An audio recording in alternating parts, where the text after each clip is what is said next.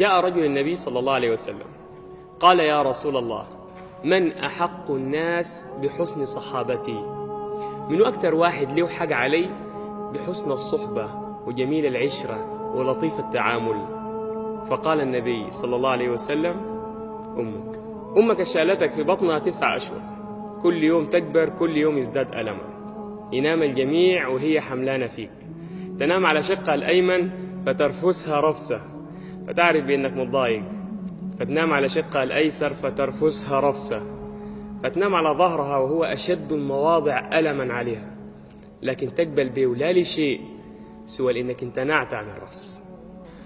أمك عشان لما عمرك بقى 14 سنة ويمكن أكثر، وبقى وزنك أثقل من وزنها وجسمك أثقل من جسمها، تشيلك كل يوم وترفعك وتقطع بك الفيافي، لأنك بقيت من ذوي الاحتياجات الخاصة، ولازم توديك كل يوم المركز وتجي راجعة أملا في أنك بكرة تكون أحسن زول. جاء رجل إلى عمر بن الخطاب رضي الله عنه وأرضاه قال: يا أمير المؤمنين، إن أمي لا تقضي حاجتها إلا وهي على ظهري. أمي ما بتقضي حاجتها في الحمام إلا وأنا شايلة على كتفيني، أوفيتها حقها؟ فقال عمر بن الخطاب رضي الله عنه وأرضاه: لا، ولا طلقة، يعني ولا طلقة واحدة من طلقات الولادة، لأنها كانت تفعل ذلك وهي ترجو بقاءك، وأنت تفعل ذلك وأنت ترجو ذهابها. إذا كان هذا الرجل بيبر أمه وبيسأل عن النتاج وسيدنا عمر بن الخطاب بيقول له ولا طلقة، طب كيف باللي أمه بتطلب منه كوباية موية ويتلكأ؟ كيف باللي تطلب منها أمها إن هي تنظف لها جزء من البيت أو تأمرها بأمر وتتأفف؟ ولا تقل لهما أف. عبد الله بن عباس رضي الله عنهما يقول: لو كان هناك كلمة أقل من أف لذكرها الله. فقام الصحابي سأل النبي صلى الله عليه وسلم سؤال تاني بعد ما عرف أنه أحق الناس عليه أمه، فقال: يا رسول الله، ثم أي؟ منو تاني يا رسول الله صلى الله عليه وسلم بعد أمي؟ فقال النبي صلى الله عليه وسلم: أمك، لأنه أعظم قربة وأقرب دعوة وأسرع استجابة لما ترفع أمك كفها لله عز وجل وتدعي لك، بل إنه أعظم باب لكفارة الذنوب وللمغفرة أمك. جاء رجل لابن عباس رضي الله عنهما وكان قاعد في حلقة بتاع الطلبة، والرجل اللي جاء ده أذنب ذنب كبير، فجاء لابن عباس قال: يا ابن عباس، أذنبت ذنبا كبيرا، وقام حكى له الذنب. قال: ألي من توبة؟ في توبة أقدر أتوب بها من الذنب ده؟ فقام ابن عباس سأله سؤال عجيب، قال: ألك أم؟ فقال الرجل: لا.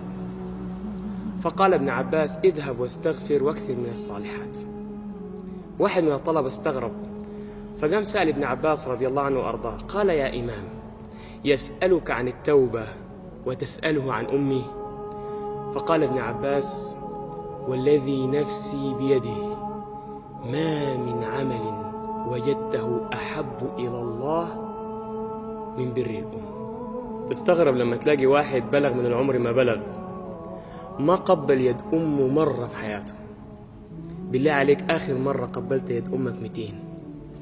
يقول لك والله أنا بخجل من الناس، ما تعودت، العادات. ده ما عادات، ده دين، ده أجر. برك لأمك بتقبيل يدها ده يفتح عليك أبواب رزق لا أول لها ولا آخر.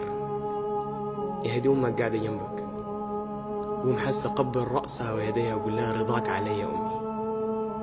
أمك حسة قاعدة جنبك وأمي حسة بوسي رأسها ويديها وقول لها يا أمي رضاك علي. خليه ورد ثابت ليكي صباح ومساء عشان ربنا يفتح عليكي دنيا وآخرة. ولو عايزين تعرفوا عظمة النعمة اللي انت فيها والانت فيها، فاسألوا من فقد أباه وأمه. بيتمنى الواحد منه منى دقيقة، مش عشان يبوس يدها، يجيب رجلها كده ويخط راسه في الأرض ويخط رجلها على راسه ويقول لها بس أدعي لي وارضى علي. فقال الصحابي للرسول صلى الله عليه وسلم: يا رسول الله، ثم أي؟ عرفت يا رسول الله بأن أهم زول عندي أمي، وعرفت بأنه أهم زول تاني تأكيدا علي أمي. منو تاني؟ فقال النبي صلى الله عليه وسلم: أمك. أمك عشان اللي بيسيب أمه بالأسبوع وبالأسبوعين، ويمكن بالشهر والشهرين، ويمكن بالسنين، لا شافها ولا سمع صوتها إلا كل شهرين 3 مرة بتلفون، ما عارف بتاكل من وين، تشرب من وين، بيخدمها منو، مبسوط بالقرشين 3 بيرسلهم ليها كل 3 شهور، وشايف كده إنه وفق وإنه قضى حقه عليها، وكأنما لم يسمع قول الله عز وجل: وصاحبهما في الدنيا معروفة، وكأنما لم يسمع: وهل جزاء الإحسان إلا الإحسان، لغاية ما يسمع خبر وفاته، وبعد كده يجي يعزي زيه زي المعزيين واحد. أمك اللي بقى تقيل عليك وعلى زوجتك رعايتها، لأنها كبرت في السن وبقت تتبول في السرير، وعشان كده بسيطة أنت لأخوك، وأخوك بصال لأختك، وأختك رجعتها لك عشان ريحة الملايات والبيت وكده. رفستها وانت صغير، ولما كبرت واشتد عودك وهذلت هي واحتاجت إليك عاودتها فرفستها مرة أخرى. متضايق؟ مقصر؟ حاسس إنه ربنا ما راضي عنك؟ أمورك جايطة وما لاقي لها حل، كل مرة مقفلة؟ أمشي لأمك، قبل رأسها ويديها، واقعد لها في الأرض، واجلس بين قدميها، وإن استطعت أن تقبل لها قدميها فافعل، وقل لها: يا أمي أدعي لي، أنا تعبان.